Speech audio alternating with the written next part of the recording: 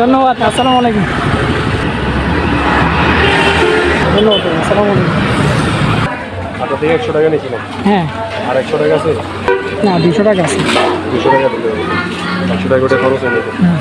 আসসালামু আলাইকুম। ঠিক আছে ভাই, আল্লাহ হাফিজ। আসসালামু আলাইকুম এভরিওয়ান, আশা করি সকলে ভালো আছেন। আলহামদুলিল্লাহ আমি অনেক ভালো আছি। নতুন আরও একটা ভিডিওতে সকলকে স্বাগতম।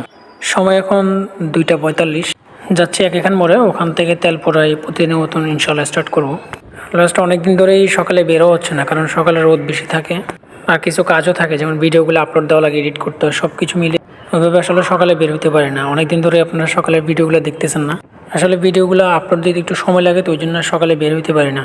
যাই হোক, ইনশাল্লাহ চেষ্টা করব পরে সকালে বের হওয়ার জন্য। এইমাত্র তেলটা পুরাইলাম, আর আজকে থাম্বনেলটা দেখে হয়তো অনেক কিছু আইডিয়া করতে পারছেন। আশা করি সম্পূর্ণ ভিডিও যদি দেখেন তাহলে বুঝতে পারবেন। সময় এখন 3:20, এখান প্রায় 20-25 মিনিটের মতন বসতে হয়েছে। এরপরে একটা ভাইয়াকে নিলাম। ভাইয়াটা যাবে হচ্ছে মুরাদপুর মোড়ে। ওনাকে ভাড়া বলছিলাম 120 টাকা, পরে উনি বললো যে 110 টাকা দিবে। 110 টাকায় নিয়ে যাচ্ছি। রাস্তা হচ্ছে মোটামুটি 6 কিলোর মতন, আর সময় লাগবে মাত্র 15 মিনিট। এই সাইডটাতে খুব একটা জ্যাম নাই, আর দুপুর টাইমটাতে জ্যাম এমনিতেই কম থাকে। যাই হোক, চলেন তাহলে আগে ভাইটাকে নামাই দিয়ে তারপর পুরো কাহিনী বলতেছি। হ্যাঁ, আচ্ছা ভাই, এত বন্ধ বাং কিনে আমার কাছে। ওনার থেকে আসলে দেখেন না, ওনার থেকে নিতে পারেন। এই যে ভিডিওতে যে ভাইটাকে দেখছেন না, মূল কাহিনী হচ্ছে ওনাকে নিয়েই। ফার্স্ট ট্রিপ তো অত বড় নোটটা আমার কাছে ভাঙতি ছিল না। ওনাকে বললাম যে ভাই ভাঙতি দেন, উনিও বল ভাই আমার কাছে ভাঙতি নেই। পরে উনি আমাকে বললো যে আপনার বিকাশ আছে নাকি। আমি বললাম যে জি বিকাশ আছে। তো ওনার সাথে কথা বলা অবস্থায় অলরেডি আমার বাইকে আরেকটা যাত্রী ছিল। ওই যাত্রীটা হচ্ছে আপনার মসজিদ ট্যাগ যাবে। খুব একটা সময় ওই ভাইয়ের সাথে কথা বলতে পারি নাই। পরে ওনাকে বিকাশ নাম্বার দিলাম। ওনারও মোবাইল এমবি ছিল না, উনি আমাকে টাকাটা ম্যানুয়ালি পাঠানোর কথা ছিল। তো ওনাকে আমি বিকাশ নাম্বার দেওয়ার পরে উনি বলে টাকাটা, আমি বললাম যে ভাই টাকাটা পাঠাইছেন নাকি। ওই মুহূর্তে স্ট্যান্ডের মধ্যে মোবাইলটা লাগানো ছিল, তো আর দেখতে পাইনি উনি টাকা পাঠাইছে নাকি। আর মুরব্বি যেটাকে নিছে উনিও বলতেছিল ভাই তারা আছে, একটু তাড়াতাড়ি চলেন। পরে ভাইটা আমাকে বললো যে হ্যাঁ টাকা পাঠাই দিছি, কিন্তু আমি মুরব্বিকে নামানোর পরে মোবাইল চেক করে দেখি যে টাকা আর আসে নাই। যেহেতু কন্ট্রাক্টে নিছি, আসলে নাম্বারও নাই, ওই জন্য ফোনও করতে পারিনি। আসলে আমি এভাবে বলতাম না, কারণ হচ্ছে ভাই 110 টাকাটা বড় কোনো বিষয় না। কিন্তু কথা হচ্ছে 1-1.5 ঘন্টার রোদের মধ্যে দাঁড়িয়ে থেকে যদি এই জিনিসগুলো দেখতে হয়, তখন কার না খারাপ লাগতে পারে বলেন। অবশ্যই এখানে আমারও দোষ ছিল। যদি আমি ভাঙতে দিতে পারতাম তাহলে হয়তো বা টাকাটা মার যেত না।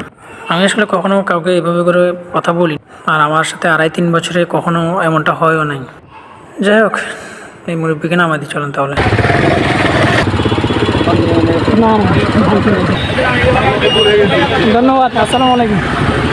আসলে যারা রাইড শেয়ার করে তারাই মোটামুটি বুঝে। অনেক সময় এমন হয় যে 100 টাকার একটা ট্রিপ মারতে প্রায় 1-1.5 ঘন্টা চলে যায়। সেই জন্য আসলে ওনাকে আমি বাটপার সম্বোধন করলাম। টাকাটা যে আসে নাই উনি ভালো মতনই জানে। উনি চাইলে আমাকে টাকাটা পরেও পাঠাতে পারতো, আবার ওনার ডায়াল লিস্টে আমার নাম্বারটা আছে। যাই হোক, 110 টাকা আসলে বড় কিছু না, কিন্তু আমাদের জন্য অনেক বড় কিছু। বা এই যে রোদের মধ্যে 1-1.5 ঘন্টা 2 ঘন্টা দাঁড়িয়ে থেকে একটা ট্রিপ নিতে হয়, ওই সিচুয়েশনে যিনি এই জিনিসগুলো এমন হয় বলেন, কান্না খারাপ লাগবে। সেজন্য ওনাকে বাটপার সম্বোধন করলাম। এই ঘটনাগুলো কিন্তু আরও অনেকের সাথেই হয়েছে। তো সবাই চেষ্টা করবেন কাস্টমার যদি বিকাশ নগদে পে করে ইনস্ট্যান্ট দাঁড়িয়ে থেকে টাকাগুলো নেওয়ার জন্য। হয়তো বা এখন 110 টাকা, অনেকের আরও অনেক বড় টাকার অ্যামাউন্ট লস হতে পারে। আপনাদেরকে জাস্ট সতর্ক করার জন্য এই ভিডিওর মাধ্যমে এতগুলো কথা বলা। জানি না আসলে ওনাকে এভাবে কথা বলা আমার উচিত হয়েছে নাকি। আসলে রোদের মধ্যে এতক্ষণ দাঁড়িয়ে থাকার একটা ট্রিপ পেলাম, তাও যদি এমন হয় সেই জন্যই কষ্ট থেকে বললাম। চলেন তাহলে আগে ভাইটাকে নামাই দিই।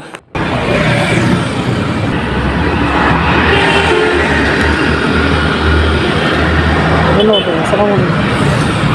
আচ্ছা, অলরেডি আমার 3 নাম্বার ট্রিপ কমপ্লিট। এই ভাইটাকে আপনার মসজিদটাকে মোড় থেকে নিয়েছিলাম সিএমবির একটু আগে করে। ওনাকে ভাড়া বলছিলাম 180 টাকা, উনি বললো যে 150 টাকা দিবে। পরে ওনাকে 150 টাকা দিয়ে নিয়ে আসলাম। মোটামুটি 9 কিলো মতন লাগছে, আর সময় লাগছে 25 মিনিট। পরে রাস্তার মাথায় এসে দাঁড়াইছি। এখান থেকে একটা মুরব্বিকে নিলাম।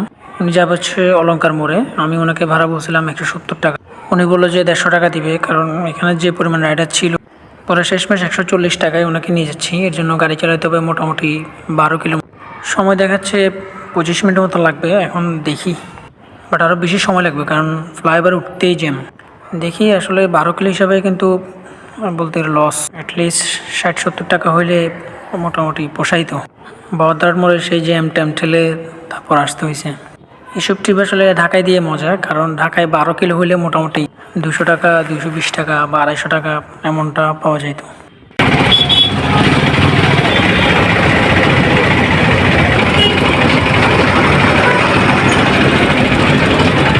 যাই হোক, এই মুরব্বীকে নামা দিলাম, এখন হচ্ছে অলঙ্কার মোড়ের দ্বারায়, দেখি পার্টিটা হয়তো কতক্ষণ লাগে।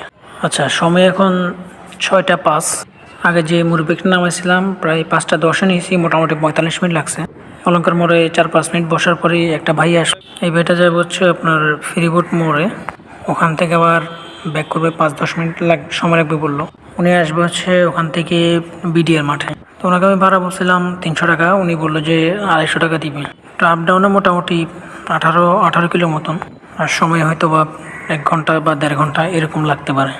জানি না কতক্ষণ লাগবে, কারণ ওই দিকের পরিস্থিতি তো এখনও বুঝতেছি না। ফেরিবোটের ওই সাইডে তো মোটামুটি জ্যাম থাকেই, এখন কীরকম জ্যাম আছে হয়তো বা ফেরিবোটের দিকে গেলে তখন বুঝতে পারবো। আর অলরেডি 4টা ট্রিপ কমপ্লিট করছি, মোটামুটি 500 টাকা ইনকাম হয়েছে। ভাইটার কাজ শেষ, এইমাত্র ওনাকে আবার নিলাম। 5 মিনিটের কথা বলে মোটামুটি 20 মিনিট সময় লেগে গেছে।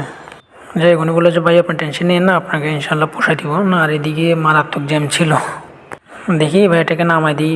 উনি কত দেয়, অলরেডি 7:30 বাজতেছে। ওনাকে বিডিআর মাঠের ওইদিকে নামাইতে নামাইতে মোটামুটি 8টার মতন বাজতে পারে। একটু দাঁড়ান, বিসমিল্লাহ।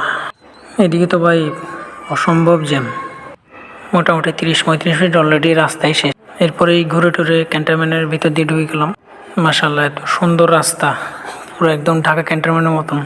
অলরেডি 7 কিলো মতন গাড়ি চালিয়ে ফেলছি, হয়তো আর 15 মিনিট লাগবে। চলুন তাহলে ভাইটাকে একবার নামাই দিই, দেন আবার আসতেছি।